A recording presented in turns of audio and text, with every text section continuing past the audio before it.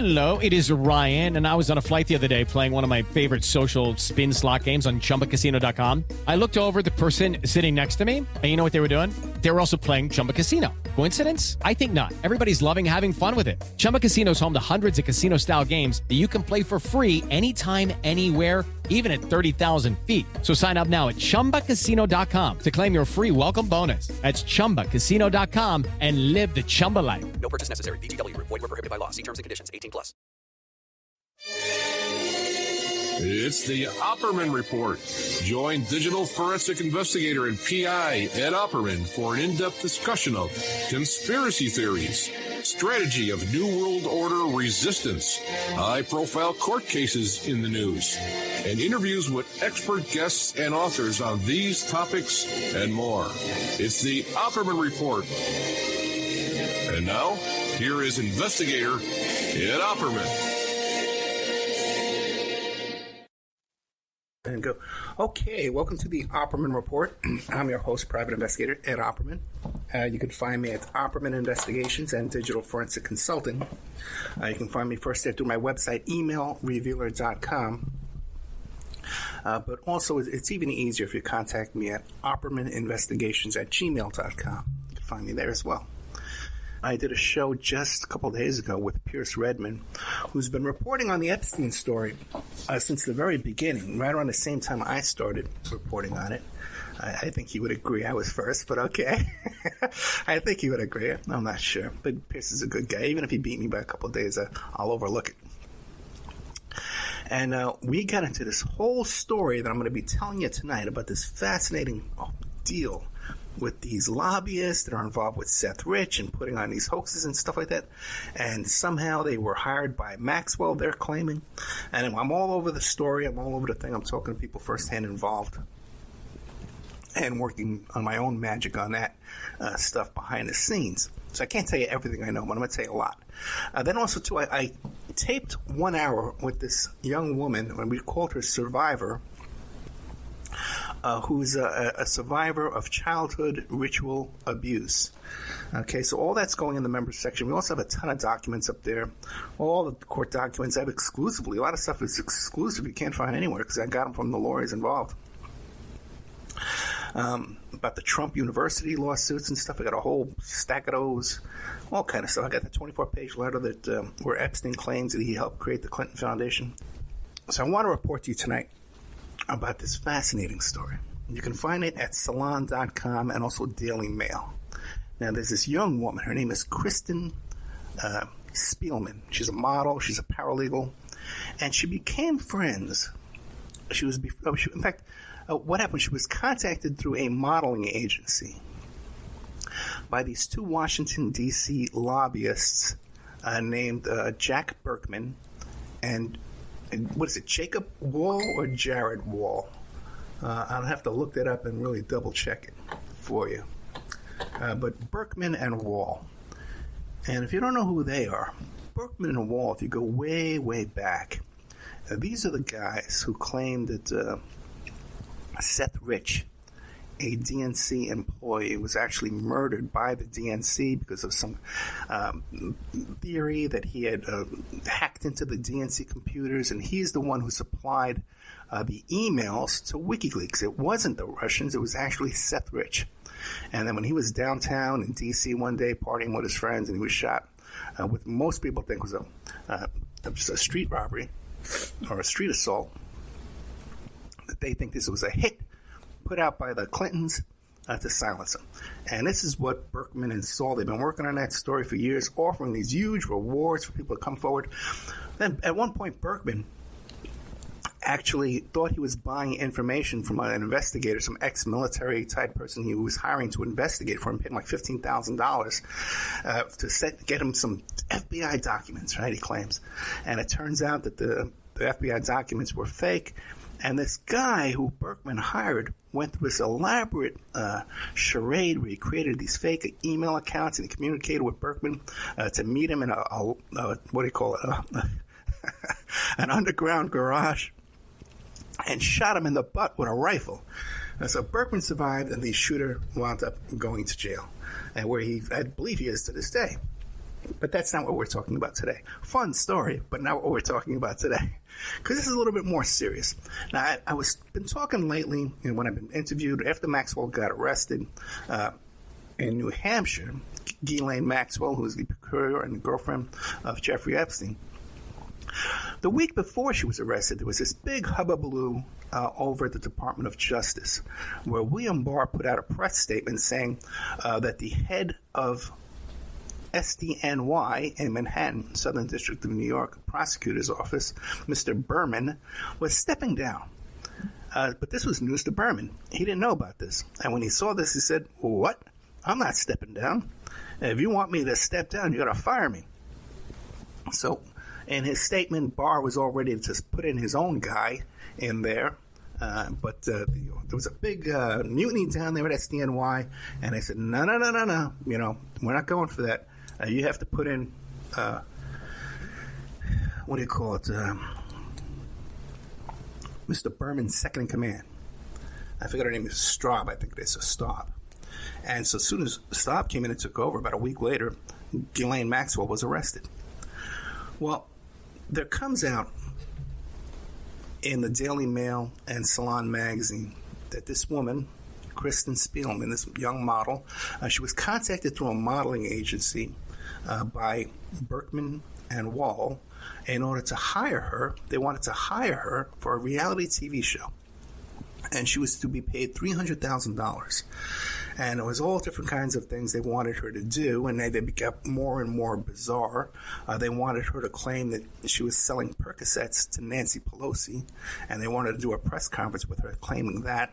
And at another point, they wanted her to say that she had an affair with Ted Cruz, and Ted Cruz, in order to function, and she found him unattractive, but in order to function, Ted Cruz required a penis pump in order to perform his activities with Miss Spearman.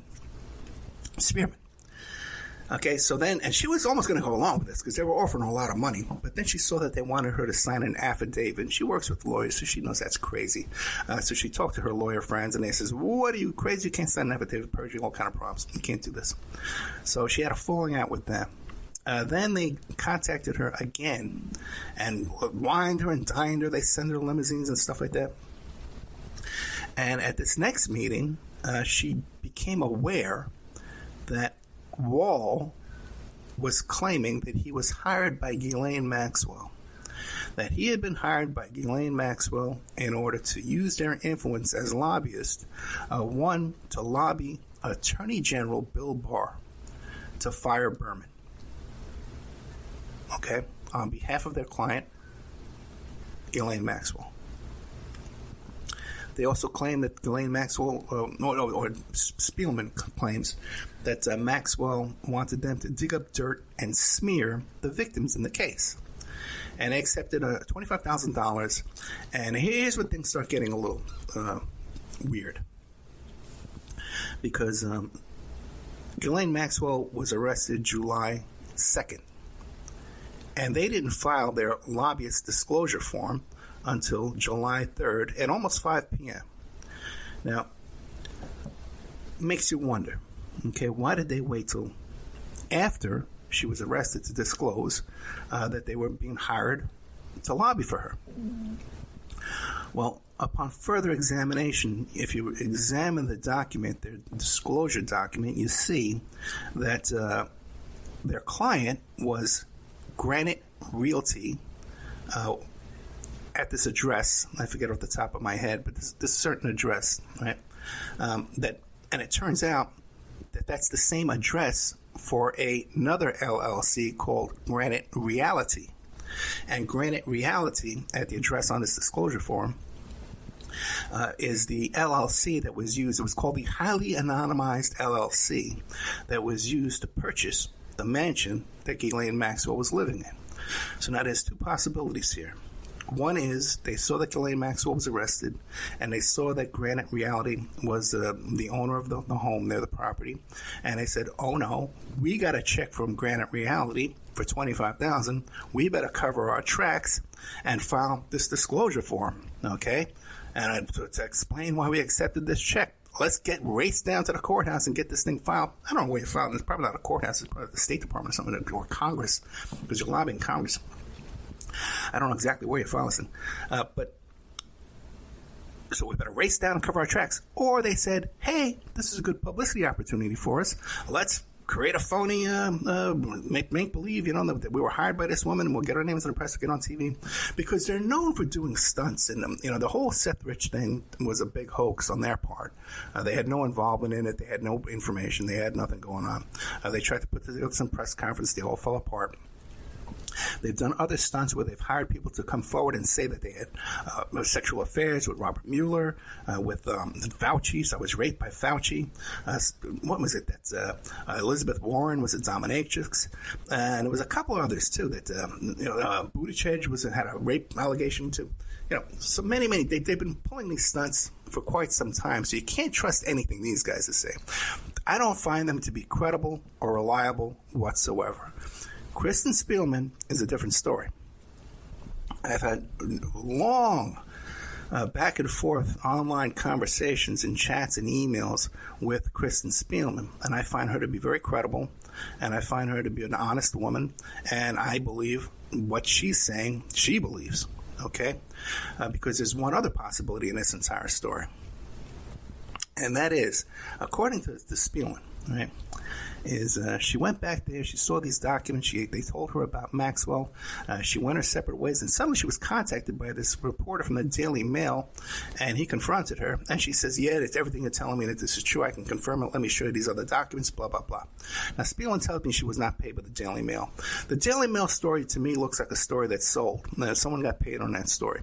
There's certain tell signs, exclusive, and they have documents to back it up in order to secure the payment. They're covering their tracks. So it has a lot of indications of a paid story. So one possibility here, and I discussed this with Pierce Redmond in a little bit greater depth than I am tonight. One possibility here is that Berkman and Wall lured her back in, showed her these documents, tipped her off about Maxwell, got paid by the Daily Mail. Daily Mail contacts her, and she says, oh, yeah, that's all true. I know. That's what they told me, too. I even saw the documents. So there's that possibility as well, that she's just being used as a patsy in all this to further Berkman and Wall's dirty tricks shenanigans. So the latest in this is this. Dan Abrams' website, I think it's called Court and Crime or Crime and Court, something like that, has dug into this, and he's discovered that the document actually was filed. This is one of my worries, one of my suspicions. If this document was never filed, then we know the whole thing's a hoax. He's confirmed that the document is filed. I have not corroborated his work, but I trust his work, okay? So he says this is a real document that was filed the day after Ghislaine Maxwell was arrested. So yesterday, was it yesterday? I think it was. There's this incredible... By the way, I'll put it in the member section. How's that? This incredibly bizarre press conference with Berkman and Wall. It seems to be on the porch of their office, like on the stoop outside, And some reporter live streamed the whole thing from his cell phone, and It is Ryan Seacrest here. There was a recent social media trend which consisted of flying on a plane with no music, no movies, no entertainment. But a better trend would be going to ChumbaCasino.com. It's like having a mini social casino in your pocket. Chumba Casino has over 100 online casino-style games, all absolutely free. It's the most fun you can have online and on a plane. So grab your free welcome bonus now at ChumbaCasino.com. Sponsored by Chumba Casino. No purchase necessary. VGW Group. Void where prohibited by law. 21 plus. Terms and conditions apply. So, it's a bizarre press conference to begin with, okay? They have a couple of guys there with paint guns that they're claiming are boogaloo guys, which are like these radical right-wing guys who want to start a second civil war. Oh, brother. So anyway, let me make a little note here, something I want to say later on. And they have two people there who they claim are longtime friends with Ghislaine Maxwell. I've never heard their names before. I've never seen them before. And it appears that they're reading a script, okay? There has been no confirmation from the Maxwell camp, from her real-life attorneys that we know represent her, that these two characters are representing her as well, as some type of lobbyist or public relations or media. And it would be very unusual for someone facing a criminal trial with such long potential sentences to allow unauthorized spokespeople out there to be speaking on their behalf. So there's been no statement from, and up until this reporting here, 3:30 in the afternoon, Friday, July 31, there's been absolutely no disclaimer from the Maxwell camp saying that they do not represent me, and there's been no announcement that, yes, these people do represent me. Okay. In the press conference, they totally admit using their influence and their friendship with Barr to influence him to fire Berman. But they claim that this convoluted story about how Berman used the CIA overseas to spy on Maxwell and then kidnapped her and brought her over here, and that the house is really owned by them. If the house is really owned by the CIA, if it's a CIA stash house, how is that same LLC paying them? It makes no sense whatsoever. That's a huge hole in their story. I just realized right now. So we got to take a look at this. What's going on with this? With Berman. But you do have to. One more thing too. Then when they talk about how Trump said in the press briefing there, and he said about Maxwell that I wish her well. I wish her well. I've known her a long time. I've met them a few times. They lived in Palm Beach, and I wish her well. That this guy Wall, Jacob Wall, young man, he's 22 years old. This kid. He's a real colorful background too, as well. All kind of securities, fraud charges and stuff like that. He's not allowed to trade stocks or even own an E-Trade account. Not allowed to do anything like that. There's all kind of charges and allegations and accusations against him currently. So, and Wall is claiming that he spoke with Donald Trump, the other evening, and that Trump was all behind him, and that Trump is concerned about Maxwell and thinks that she's getting railroaded as well. This is what Wall says. Now, I asked Kristen Spielman, and she says, oh, yeah, Wall does know Trump. Trump has retweeted Wall's tweets, and there's a photograph of the two of them together. Now, this doesn't mean they're great friends. You can pick up the phone and call to each other, but it is another nail in this story. One other thing, too, I was talking about this to when I was talking to Hoffenberg this week, I don't know if I mentioned this part or not, but the woman who claims to be a spokesperson for Ghislaine Maxwell, this woman Laura Goldman. A lot of people have been putting out these hit pieces on her lately, claiming she has no credibility and she has these charges in her past and stuff like that. But this woman, until very recently, had White House press credentials. So here you have a woman who's at one time knows Maxwell, friends with her in some capacity, is not connected to any kind of established news reporting agency, other than some blog and freelance work, but somehow she got White House press credentials to sit in there on the daily White House press briefing. Okay, so that's another connection between Maxwell and Trump. Okay, another one there. How does this woman get in there? They all socialize at these Palm Beach mansions and stuff like that, and these Palm Beach Mar-a-Lago and these things like that. So that's where we are with this story here, the saga of Wall, Berkman, Barr, and Spielman. I am hoping to get a recorded interview with Spielman and get her, and I'm sure there's a lot we can get out of her about other activities going on with these characters and stuff, and we can get to the bottom and get to the truth on all this. She says she's not talking to any other reporters, and I believe her, okay, because of some other things that are going on. But that's where we are with that story there. Now, we're going to take a little commercial break. And when I get back, I'm going to tell you a story. See, the thing is, you always hear this thing about Trump and Epstein, right? And the average person who doesn't really spend a lot of time on this case, by the way, if you don't know my background in this case, I was the investigator in the 2016 lawsuit against Trump and Epstein, okay? The Katie Johnson, Jane Doe lawsuit, okay? That was my case. Now, so I know a little bit about the background of this and stuff, and a lot of people will say to you, oh, Ed, Trump has no involvement with Epstein. Once he found out what Epstein was like, he barred him from Mar-a-Lago. You hear that story all the time. Well, where does that story come from? That story comes from an author who hangs out with Trump, who hanged out with Maxwell, who hanged out with Epstein, was friends with all this bunch of down there in Mar-a-Lago, all socialized together. That's his story. Okay, Trump has never even verified that story. Now, and he claims too. By the way, this author also co-wrote a book with Bill Clinton, went on tour with him, and subject Epstein never came up then either. Okay, all right. So, but he's defended Trump. Said, "Oh, Trump never knew," and he barred Mr. Epstein once he found out what was going on. Okay.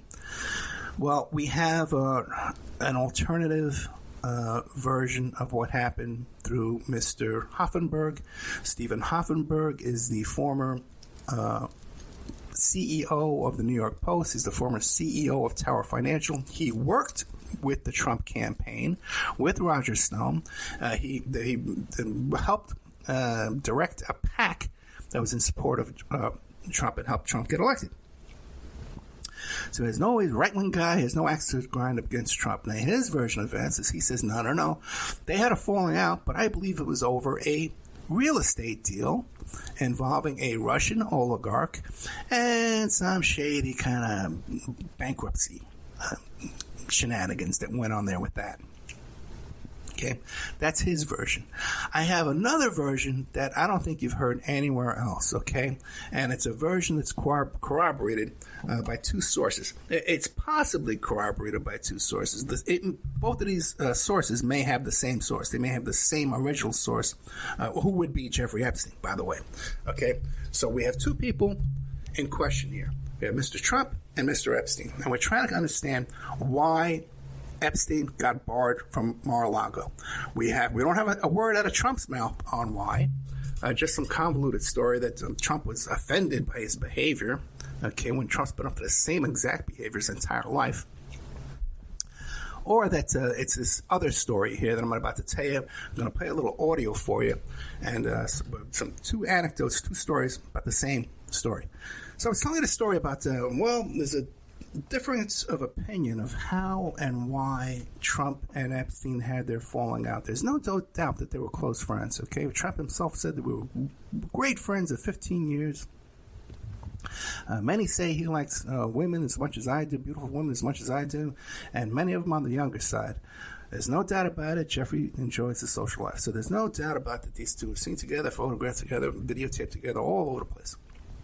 Mar-a-Lago, all over the place.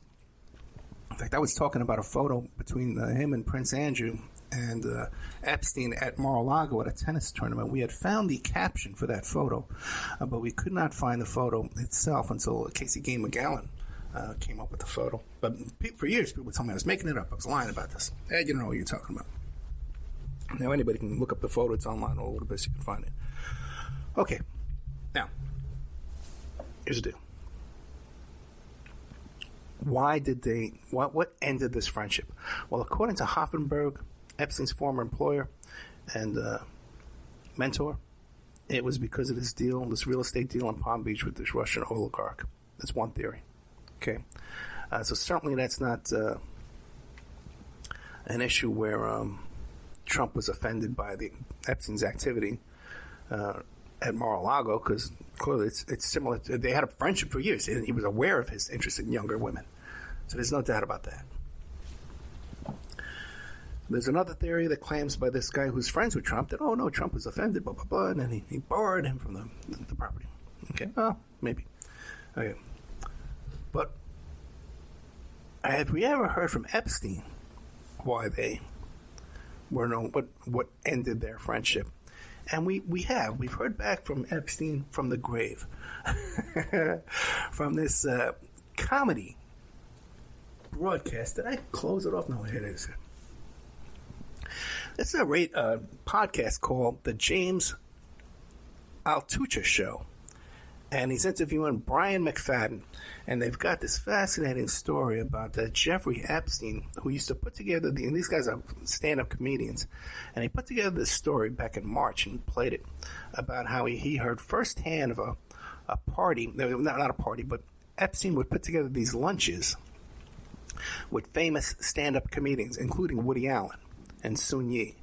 Now, I can guess some of the other names there, but he doesn't give up a lot of names. But this is a story that's been going around on the comedy circuit for a long time. Okay? And when you hear this, you're going to hear how it's been confirmed later on in 2018 in a book by Michael Wolff, who tells the exact same story. And Wolff was friends with Epstein, flew on Epstein's plane. Wolf got into the White House because of Steve Bannon, who was socialized with Epstein, been to his house, socialized with him so frequently that he could invite third parties to dinners with Epstein. So this is all coming together now. So let me play this little clip for you of James Altucher's show without his permission. Sorry, James, if you get mad, I'll take it down. And Brian McFadden. Ryan Seacrest here. When you have a busy schedule, it's important to maximize your downtime. One of the best ways to do that is by going to ChumbaCasino.com. Chumba Casino has all your favorite social casino games like spin slots, bingo, and solitaire that you can play for free for a chance to redeem some serious prizes. So hop on to ChumbaCasino.com now and live the Chumba life. Sponsored by Chumba Casino. No purchase necessary. VGW Group. Void where prohibited by law. 21 plus. Terms and conditions apply. By the way, these guys have no political bias or gripe or anything here. A friend of mine, Starbucks. a friend of mine in was telling me this, and he said in 2009 he had heard that Jeffrey Epstein loved to put together these lunches of comedians. Actually, Wow. And- All right, now I'm really all in. Right? Because I can't wait to hear the names involved. yeah, I'm debating. Jeffrey Epstein and comedian. Yeah, he loved putting together these lunches, and he would just So my friend said to one of his friends who was going to these lunches, let's call my friend Harry. That's not his name at all. I'll just say he's Harry. Okay. He's actually a well-known comedian and whatever. But But you're not going to say this is from real. and I didn't get his permission to say. Right, okay. So Harry says, "Hey, I want to get invited to one of these lunches and just see what they're like." Mm-hmm. So, from a comedian's point of view, it's material. So Harry gets invited to one of these lunches. He gets there and he's telling me, Woody Allen's there, Sun Yi's there. He names a bunch of comedians that we both know. Okay. And Jeffrey Epstein's just sort of sitting. These are older school comedians, I'm assuming. Yes, Okay. mostly older school. Okay. Like they've been doing it, let's say, 20 years or more. Got it. And Jeffrey Epstein's just sort of like not. So my friend Harry's telling me Jeffrey Epstein's sitting there, kind of leaning back, not really saying much, just sort of laughing. Everyone's exchanging bits and redoing bits they've heard from other comedians, and just having a fun time. As comedians are wont to do. Right. And then everyone leaves, and it's just my friend Harry and Jeffrey Epstein. And no, this is after Jeffrey Epstein had already been in kind of quasi jail for pedophilia. Okay. And so I didn't ask my friend why. I understood why he went to the lunch because it's material. It's interesting. It's material. It's not like he was making a moral judgment or not. But anyway, afterwards, it's just Harry and Jeffrey Epstein. And he says, by the way, have you ever been friends with this guy, Donald Trump, the one who does The Apprentice? Because that's what Donald Trump was known for at the time, plus his real estate stuff. And Jeffrey Epstein was like, oh, yeah, we were really good friends at one point. But then we had a falling out. And Harry says, well, what was the falling out about? And Jeffrey Epstein said, it was over a morals issue. Okay. Right. The plot thickens. Right. Wait. Jeffrey Epstein was upset with someone else's morals. Well, at that point, because even the phrase morals issue coming out of Jeffrey Epstein's mouth is so confusing. I asked my friend Harry, I asked him, did he have the morals issue or did Donald Trump have the morals issue? It was unclear, even though chances are he wouldn't have said that to Harry if he didn't have the morals. It's not like Donald Trump had a morals issue with me and he's saying that to Harry. So even Jeffrey Epstein was offended by Donald Trump's morality. Right. There was wow, that's hard to do. Right. That is a high bar to get over. So suddenly, you never know when you're talking to someone and you're like, you almost want to choke them. You want to get the answer out. Yeah. Like, so I said to Harry, well, what did you had to have asked him what the issue was. Yeah. And Harry's like, of course. Like, where does Jeffrey Epstein draw the line so that this is his morals issue? Right. So I asked him and Jeffrey Epstein said, well, one time many years ago, I don't know what year it was. One time many years ago, this is Jeffrey Epstein talking, Donald Trump calls me and says, and I won't use abusive language, but Donald Trump calls me and says, Jeffrey, do you like to have sex with your best friend's wives? And Jeffrey Epstein said to Donald Trump, of course not. Right. So That's disgusting. It's Right. despicable. I'm offended. I got to get off this phone. I got to go to my island where I've got a threesome with 8-year-olds. right, like this is a guy with an island Yeah. for sex trafficking. Yeah, it was sex trafficking. And this is where he drew the line. There, finally, we found Jeffrey Epstein's bottom line where he won't go. Right? Really, that's adorable. So far we've learned two things here about Jeffrey Epstein. One is that for some reason he enjoys the company of comedians. So, Right. And the second thing is that he does have a line. Yeah, thank God that he drew. We all do. Right. Thank God Jeffrey Epstein has a limit. There's a limit to the amorality of of what Jeffrey Epstein is willing to countenance or whatever it is. Right. Is that the word? Is that the word? Counts. What's the word? I'm looking. Never mind. Anyway, One of those words. Yeah, one of those a word words. related Right. to that word. And then so Jeffrey Epstein says, of course not. What are you talking about? And Donald Trump says to Jeffrey Epstein, almost like they're good friends or something. Like Donald Trump says to Jeffrey Epstein, I just can't seem to get an erection unless I'm having sex with one of my best friends or close friends' wives. Wow. And so he goes on to tell the story. He says, well, many of the wives agree to have sex, but some of them don't. So here's what I do. And this is Donald Trump saying, here's what I do. I'll bring in the friend into my office. Mm-hmm. I'll secretly have the wife on speakerphone, but on mute. So she's listening, but no one knows she's listening. And then I'll start talking to the friend about mistresses and hookers and all these things. Right. And so that the wife could see what kind of man her husband is. Right. And then maybe she would agree. Right. This doesn't sound like the Donald Trump I know.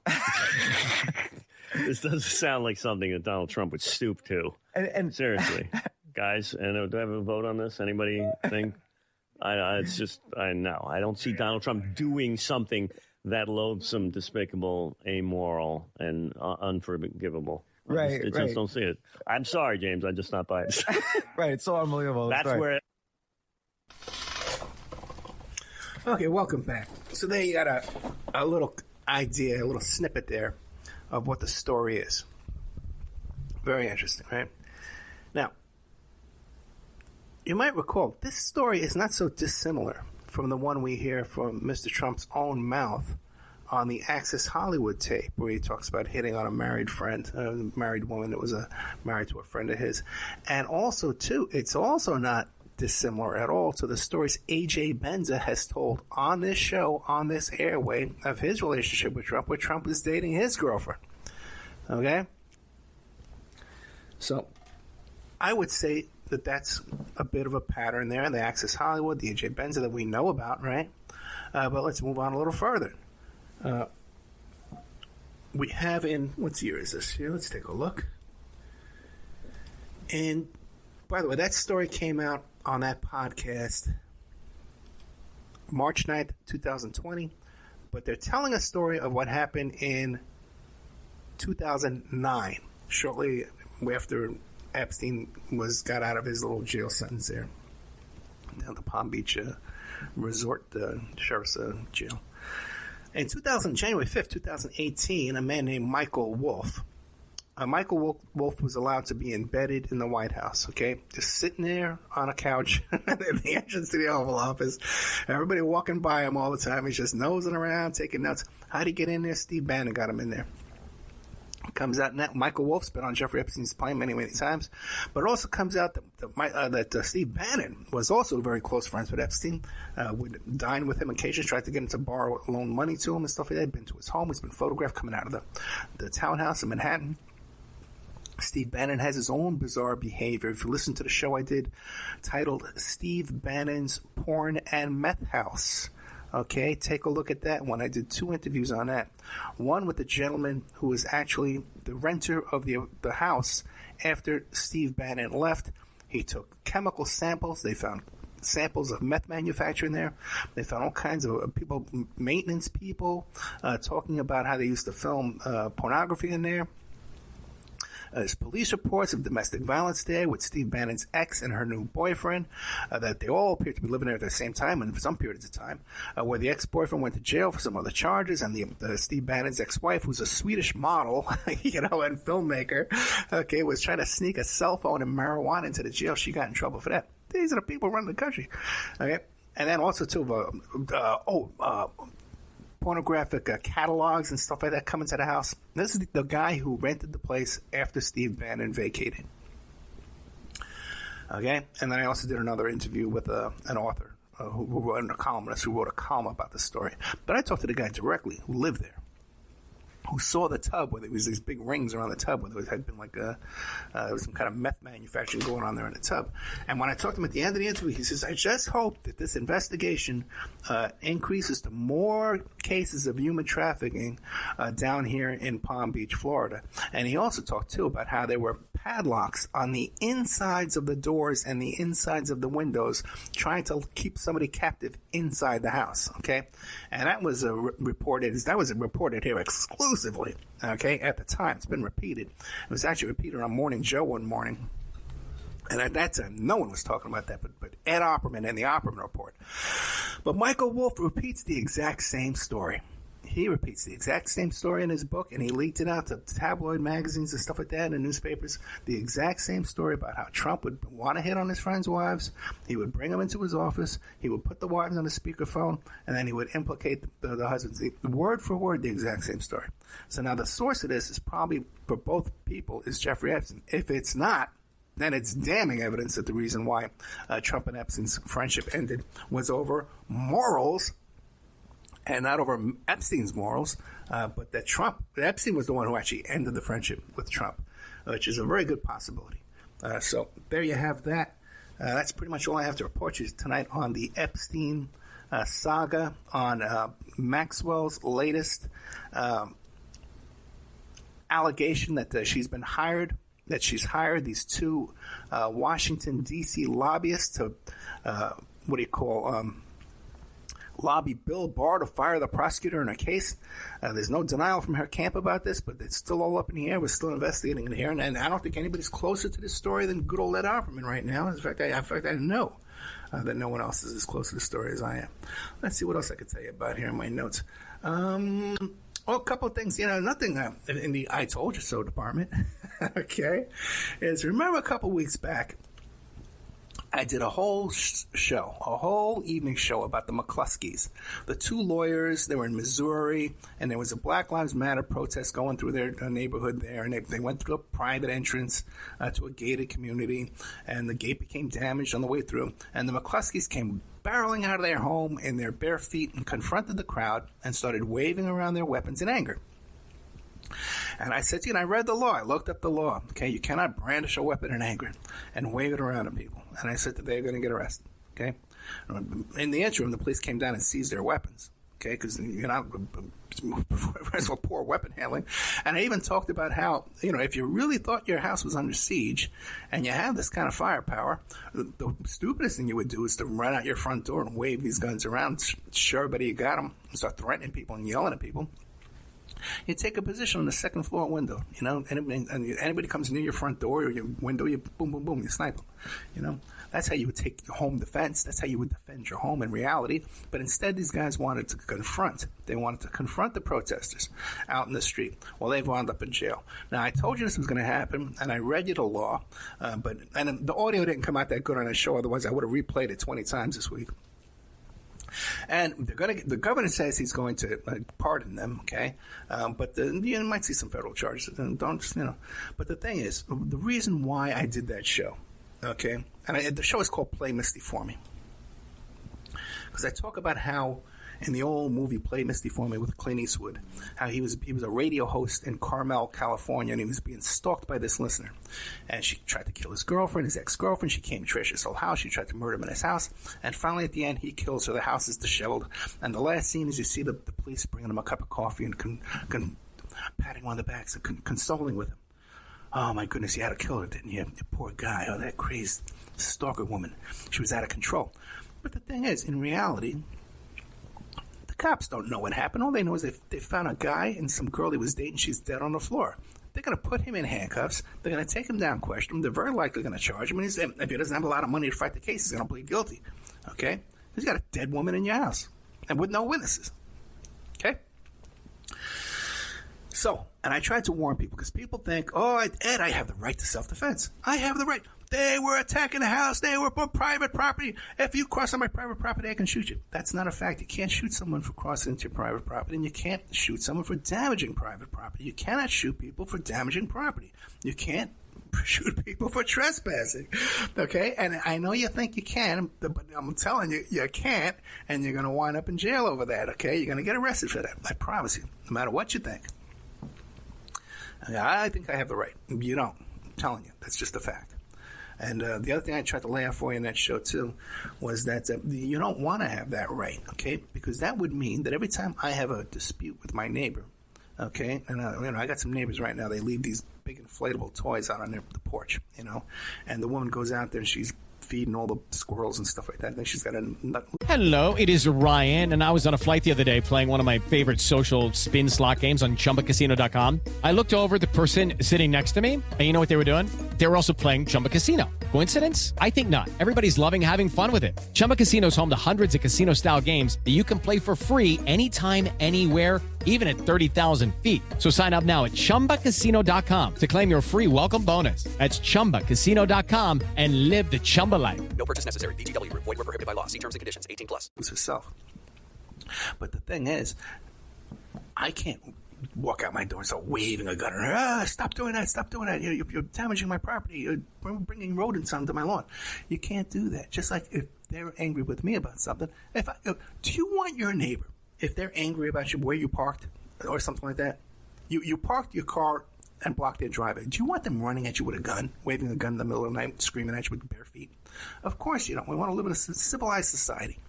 And I think part of the problem is most people who think, well, I have a right to do this and I'll get away with doing this, believe that because they think somehow, well, the people you see on TV and at the defendant's table, well, those are evil people. Those are criminals. Those are bad people. All of them are.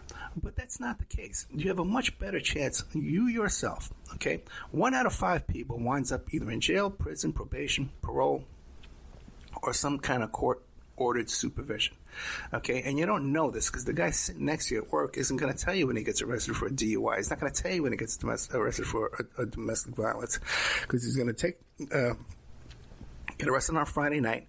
Monday morning, okay, he missed work, but he's going to go in and plead guilty quietly, and take his charge. Now he's convicted. He got a convicted misdemeanor, possibly a felony, and he's not going to tell anybody at work what just happened to him. So that's why you think that these people out there, they're different than me. They're different than you. But they're really not. You have a much better chance of winding up sitting there at that defendant's table than you ever will have of the police coming to your rescue and saving you and prosecuting somebody on your behalf. And I know this for a fact because this is the kind of work I do. People come to me that are victims of crime, and the cops won't do anything. And I got to do the whole investigation for them and present the report to the cops and present the report to the cops in a way that they can then reproduce my work and look like they did it themselves. Okay? There's a whole nuance to all this, man. It's not all that as cut and dried as you might think.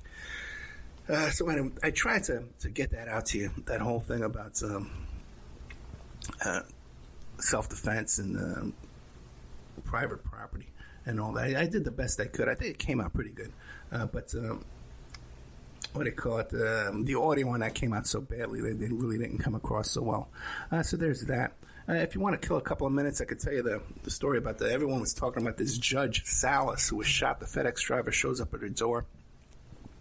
And he shoots her son and her husband, the son fatally, and the husband is in critical condition. Probably never recover, be the same kind of person. And there was something about how she was assigned to a case of Deutsche Bank to investigate, not to investigate, but a litigation over Deutsche Bank. And right away people said, Deutsche Bank? Deutsche Bank? That's Epstein.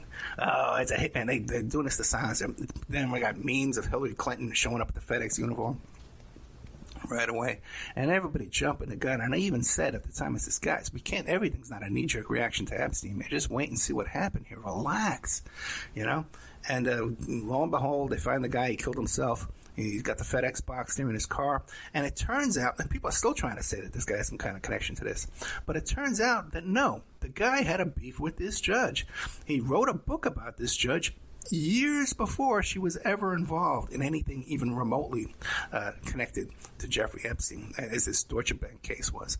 So, it's just, again, more false reporting, hysteria, and clickbait, really. People just try to just get something out there to just draw attention to themselves and make themselves a little bit more popular than they are. Well, listen, guys, we're out of time. This is how I do my live solo show, as we call it now. Okay, so if you like this, you can find this every Friday night at 10 p.m. You go to Spreaker.com, Spreaker.com. You go there, and like I said, you follow the show for free. You can use your Facebook to log in and follow the show. And by the way, I have a like page on Facebook too at Opperman Report. You can go there too and like that page, and then you'll get a notification anytime I'm putting up new content too as well. And also too, it comes out on my Twitter page, my Twitter account, which is Opperman Report. Okay, so you sign up at Spreaker for free. Then you get an email notification anytime new content goes up, and you can go and listen to me live. You won't hear it anywhere on AM/FM. And also, too, there's a chat room where you can chat with other listeners who love to complain about me. Okay, so if you hate me, join the chat. Join. I was talking to this guy today. He wants to get me on a bunch of stations across the country. And I said, I don't know, man. I said, a lot of these listeners, they hate listen. They hate listen to me. They're not listening because I like the show. They listen because they hate my politics. But what are you going to do, man? I listen. I don't care. By the way, I'm going to lay a shock on you in a couple of weeks when you hear my endorsements coming out. Okay? I think a lot of people are going to be a little shocked about the Ed Opperman and his what would you call it? My staunch, stubbornness? Maybe stubbornness, that's the word I'm looking for. But my convictions, how I stand by my convictions, okay? That's the word I'm looking for. I'm trying to make myself look good. So check us out. By the way, I got a good show coming up, too, with a young man. He's an old man now, but when he was a young man, a young boy, he was taken across Europe on a vacation tour with Roy Cohen. And he was molested by Roy Cohen across that tour. And there's pictures of this kid in every city that Roy Cohen was in on that tour. So he's got some really, really good stuff to back up his story. Thank you so much, guys, and I'll see you next week.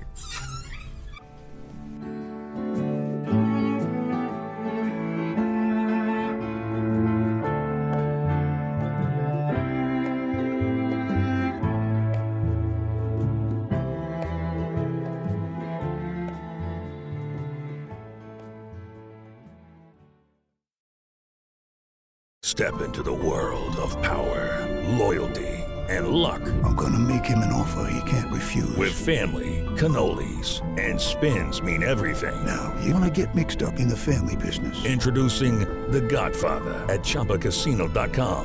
Test your luck in the shadowy world of The Godfather slot. Someday, I will call upon you to do a service for me. Play The Godfather now at ChumbaCasino.com. Welcome to the family. No purchase necessary. VGW Group. Void where prohibited by law. 21 plus. Terms and conditions apply.